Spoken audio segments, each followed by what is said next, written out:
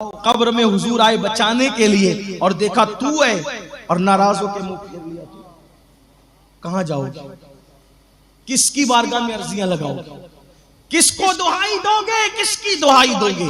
इसलिए ये दुनिया है, दुनिया 4 दिन की चांदनी है। इस दुनिया से एक दिन कूच करना है। सच्ची तौबा करो, हुजूर को राजी करो, हुजूर से वफा करो। 3 काम अपनी जिंदगी का मकसद बना लो। पूरी तकरीर याद रहे ना रहे, 3 काम अपनी जिंदगी का मकसद बना लो। पूरे हिंदुस्तान में मैं हर तकरीर में कम बेश इसको दोहरा रहा हूं। अगर मुसलमान हिंदुस्तान में तरक्की करना चाहता है 3 काम करो। नंबर 1, दीनदार बनो। पहला काम क्या करना है? दीनदार। और दीनदार बनने का पहला जीना नमाज है। अगर आप नमाजी बन जाएं तो दीन की तरफ खुद ब खुद आ जाएंगे। अपने बच्चों को नमाजी बनाओ। बच्चों को कोचिंग के लिए उठाते हो, स्कूल के लिए उठाते हो, फजर के लिए भी उठाओ। घर वालों को सबको घर में नमाज का माहौल बनाओ। इंशाल्लाह धीरे धीरे दीनदारी आ जाएगी। तो हो सके तो चेहरों पे दाढ़ियां सजाओ। आप सोचेंगे मैं कैसा लगूंगा? मैंने कहा जब मानते हो कि दुनिया का सबसे खूबसूरत इंसान दाढ़ी वाला था तो फिर कैसे लगोगे? अच्छी लगोगे। दाढ़ी काली होना तो भी बहुत अच्छी लगती है, और जब ये सफेद हो जाती है तो अल्लाह का फरमान है, मैं सफेद दाढ़ी वालों की दुआ रद्द करने में हया करता हूँ। काली हो तो सारी दुनिया मोहब्बत करे और सब सफेद हो जाए तो फिर कुदरत भी हया करती है ना। ये है, इसलिए दाढ़ी रखो, अच्छे लगोगे। और आजकल तो दाढ़ियां माशाल्लाह जब नौजवान रखते हैं तो काबिल रश्क लगते हैं। आप कैसे लगोगे? आप ईमानदारी से कहना, कैसे ये सब स्टेज वाले कैसे लग रहे हैं? हम लोग अच्छे नहीं लगते? जरा बताएं तो। हम अपने आप को अच्छा कहीं नहीं समझते, लेकिन चले आज ही पूछते हैं हम अच्छे नहीं लगते? अरे तुम्हारे हीरो लोग घंटों मेकअप करके आते हैं, लेकिन किसी सच्चे आशिक रसूल दाढ़ी वाले के सामने उसको खड़ा करके बता दो जिसका कोई मेकअप नहीं।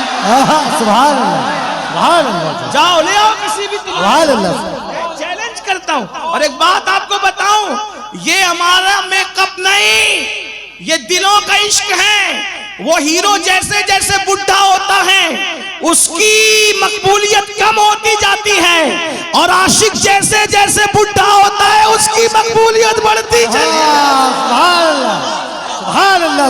नारे तकबीर, नारे रिसालत, बहारे अव्वल कॉन्फ्रेंस, हुजूर सैयद साहब किबला। अरे करम तो ये है, आशिक मर जाता है फिर भी मकबूलियत कम नहीं होती, जिंदा रहता है तो फिर लोग कभी कभी आते हैं, लेकिन जब कब्र में जाता है तो हर वक्त उसके आस्थाने पर मेला लगा हुआ होता है। गरीब नवाज जब जमीन के ऊपर थे तो पता नहीं लोग कितने आते थे, कितने आते थे, कितने जाते थे, लेकिन आज जाओ तो हमें भी खड़े होने के लिए जगह नहीं मिलती। 24 घंटे वहां गुलामों का पैरा नजर आता है। पता चला आशिक कभी भुलाया नहीं जाता। इसलिए आशिक बनो तो कैसे लगता? दीनदार बनो। पहली बात दीनदार, नमाजी बनो, चेहरे पे दाढ़ियां रखो, हराम मत खाओ। गौस पाक से किसी ने पूछा अल्लाह ने ये मकाम आपको कैसे दिया? फरमाया 2 चीजों की वजह। बहुत मुख्तसर है गौस पाक की तरक्की का राज। फरमाते 2 चीजों की वजह, सिद्क़े मकाल, अक्ले हलाल। मैं सच बोलता रहा, हलाल खाता रहा, अल्लाह ने मुझे ये मकाम अता फरमा दिया। तो दीनदार बनो। नंबर 1 नंबर 1 दीनदार बनोगे इंशाल्लाह। इंशाल्लाह। अब यहाँ हाथ उठाना है, जरा बताएं तो कितने मस्जिदों को भरेंगे इंशाल्लाह? इंशाल्लाह। आय हाय सुभान अल्लाह। वादा करते हो?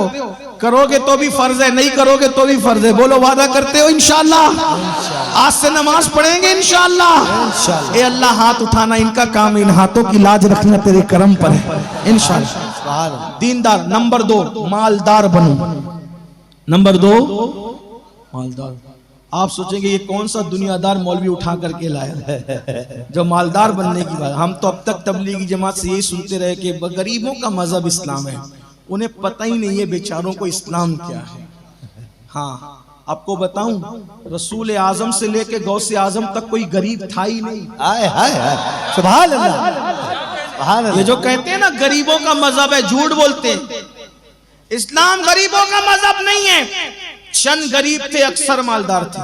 मैं हमारे उलमाए किराम से दुआ लेते हुए अर्ज करूं, इनकी मालूमात में कोई इजाफा नहीं होगा। ये जानते सिर्फ दुआ देंगे कि अल्लाह के रसूल की जायरी हयात में भी हुजूर अलैहिस्सलाम की जाहिरी आमदनी लाखों की हुआ करती थी, लाखों की। फिर आप कहेंगे अमीनुल कादिर जब लाखों की आमदनी थी तो फिर हुजूर पेट पे पत्थर क्यों बांधते थे? अभी तो तुमने भी बयान किया।